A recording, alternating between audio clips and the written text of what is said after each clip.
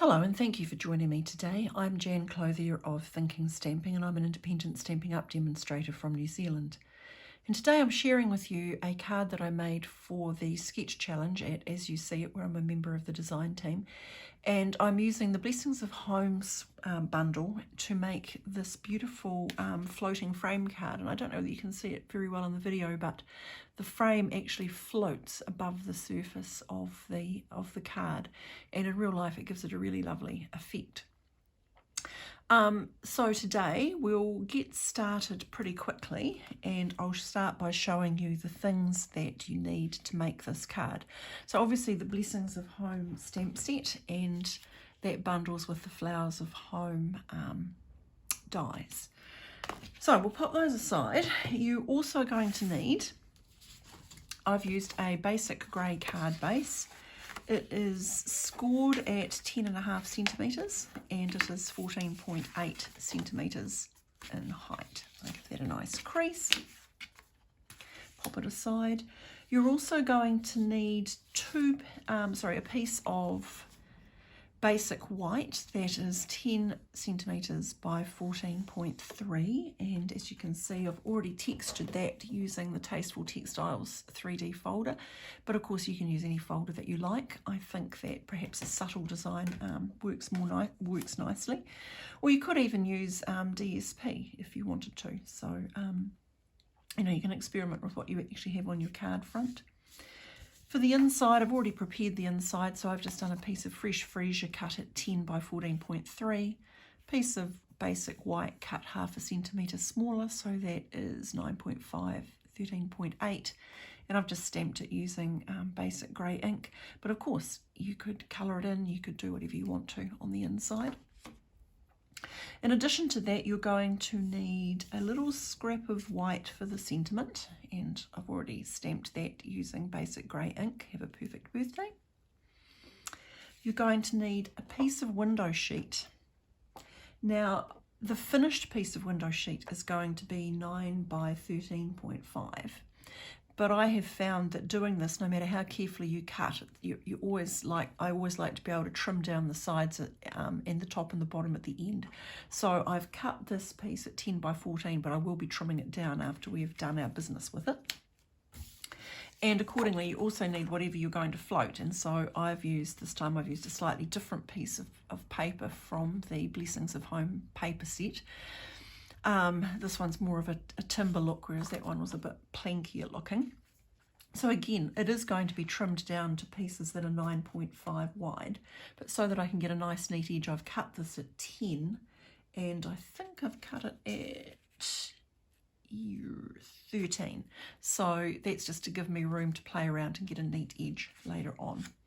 I've also already done this. I've stamped and coloured 3 of this image from the set, and I've coloured it using Stamping Blends, and I have used, for the flowers, I've used fresh freesia and some touches of Highland Heather to give some variation.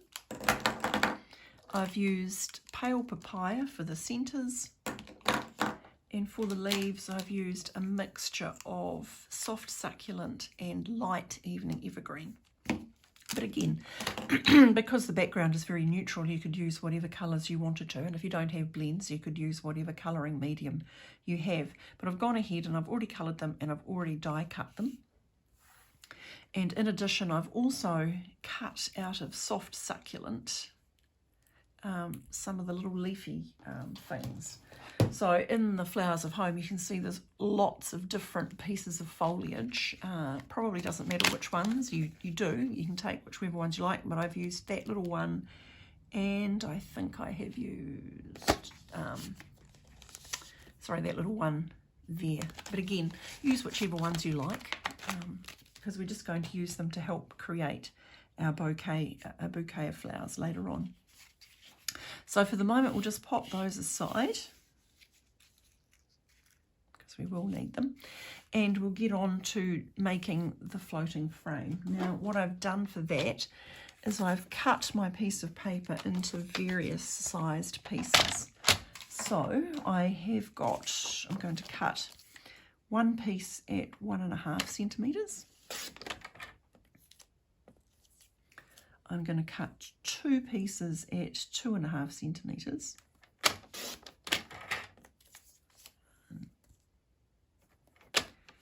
Two. I'm going to cut another one at 3, and this piece should be about 3.5 centimetres. Yep. So that was 1 at 1.5, 2 at 2.5, 1 at 3, and 1 at 3.5. But honestly, you can experiment with whatever width you want to make your pieces. So now I'm going to take my piece of window sheet, and I'm going to get my Stampin' Seal, and I'm going to put a bit of tape on the back, and then I'm going to attach them as best I can, as straight as I can, onto the window sheet. Okay. Yep. And then I'm going to go for one of the next widest pieces.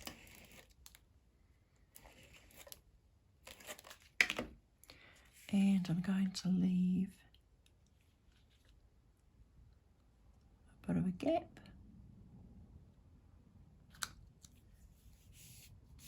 And because I've cut the window sheet wider than I know I'm going to use at the end, takes the pressure off, making sure that I've got the edges lined up perfectly, because I'm going to trim them.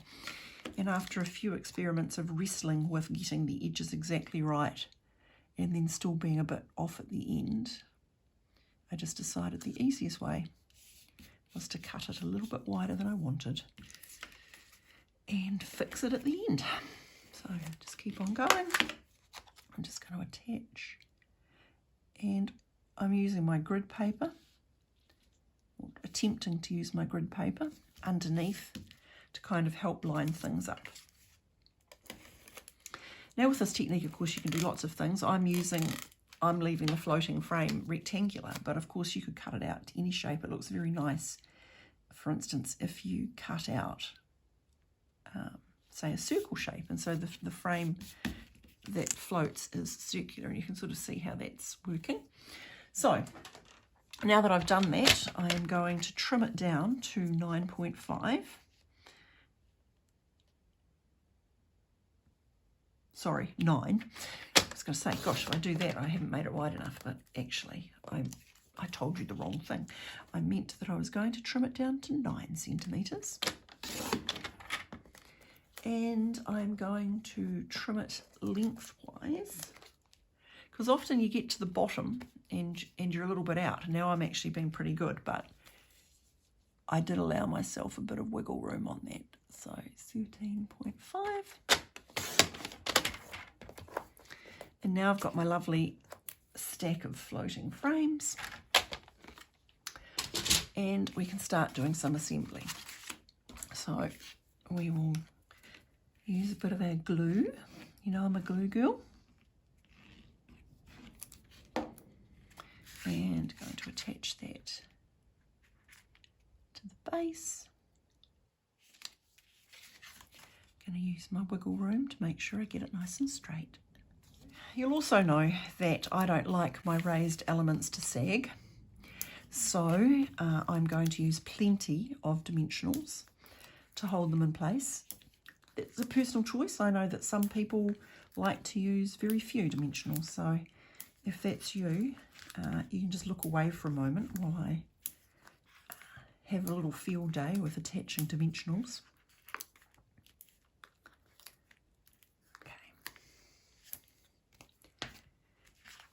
And we'll just flip those backs off.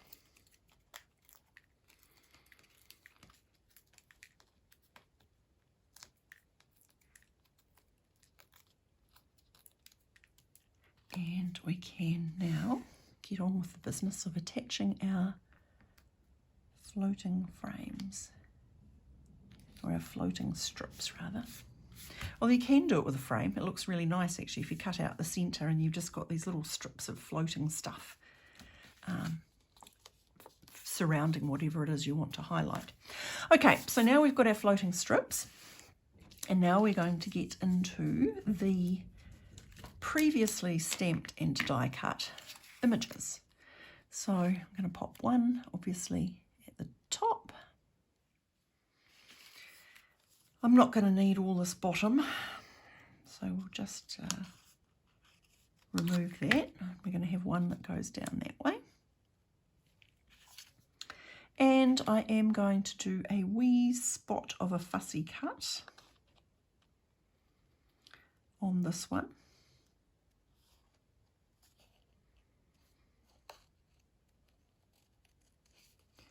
Just so that I can cut out the interesting bit.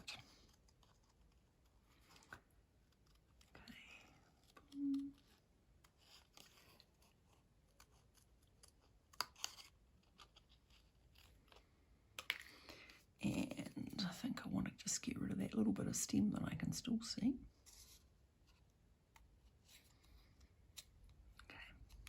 Okay. And then that is going to end up kind of popped in the middle there somewhere.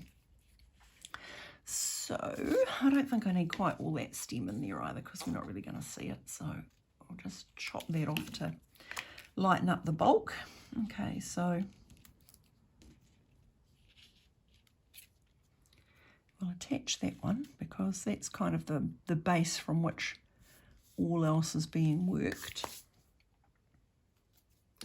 But I also want to pop in some little bits of foliage. So, in fact, I probably should have done this the other way around, but, well, I haven't. So we'll get our mat, we'll get our sponge, we'll dab on some stuff.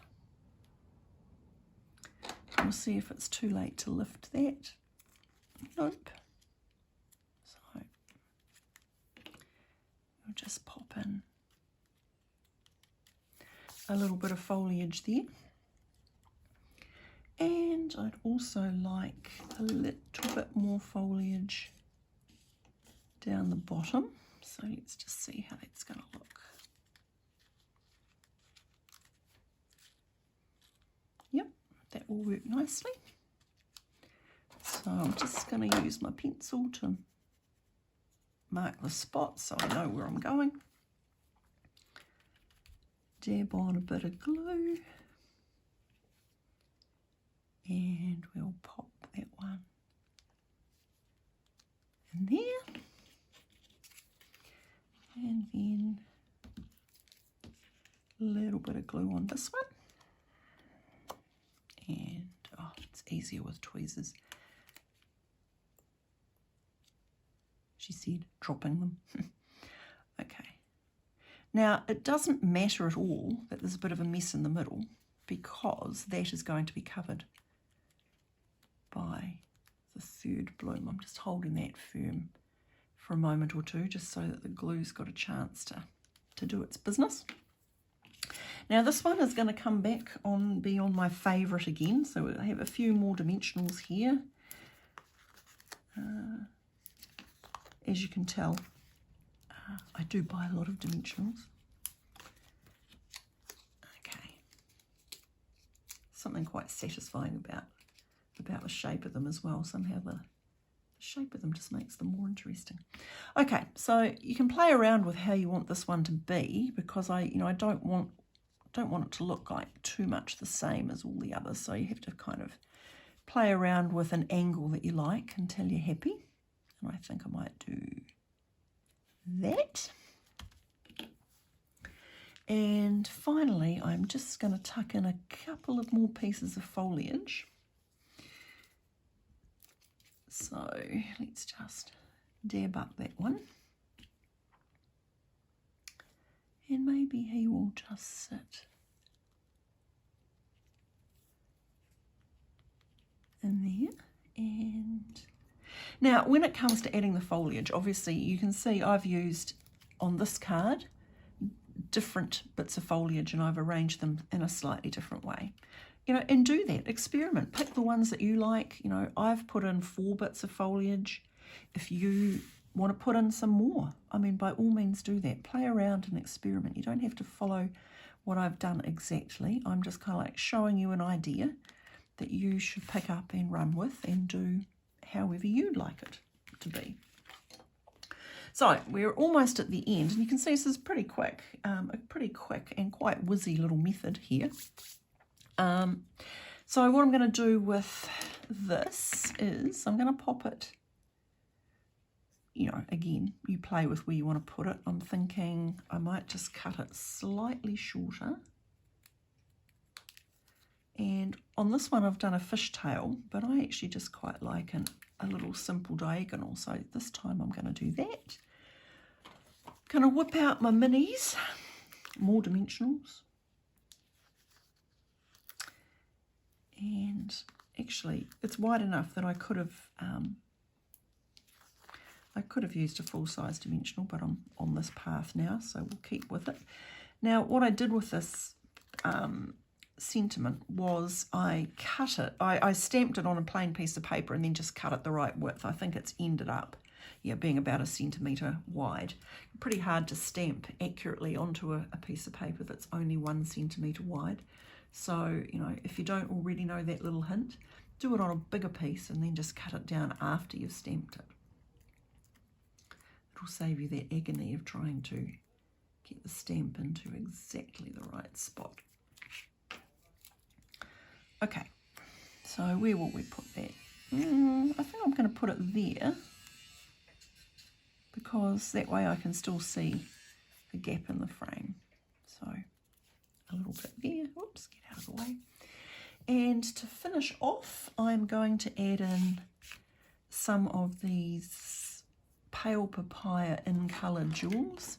Now, of course, these are going to retire very shortly, but I have a stockpile of them because I think they are just the best embellishment ever. So these match the 2021 to 23 in colours.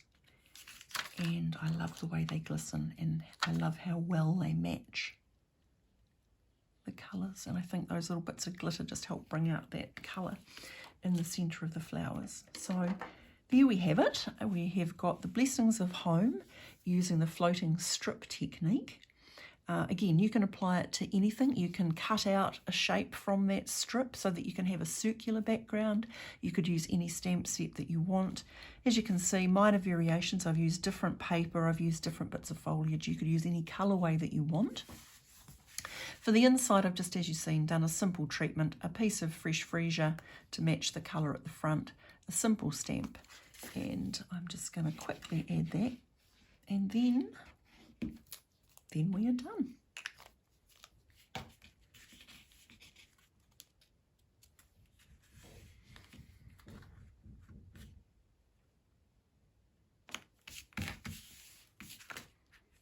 Okay, so thank you very much for joining me today.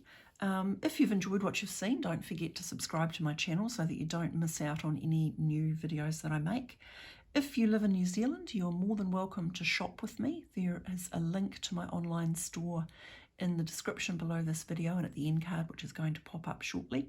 And if you have any questions, you're welcome to contact me through my Facebook page or my blog, the details of which are going to pop up on the end card, and as I say, are in the video description below. So thank you very much for joining me.